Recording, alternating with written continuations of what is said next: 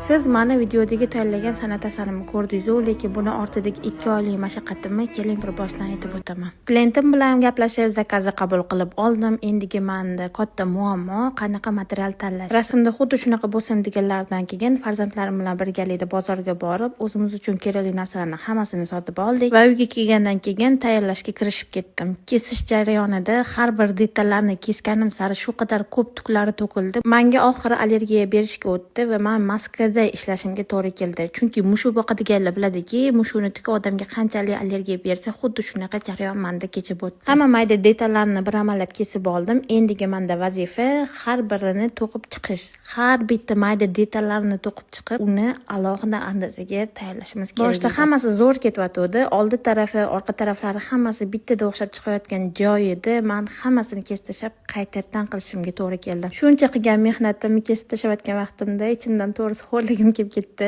Yaxshilab yig'lab olganimdan keyin o'zimni qo'lga olishga majbur bo'ldim. Yiqilgan kurashchiga to'ymas deganlardek qaytadan andazasini to'g'irlab, boshqatdan detallarni tayyorlab va oxirgi natijam esa mana shu bo'ldi.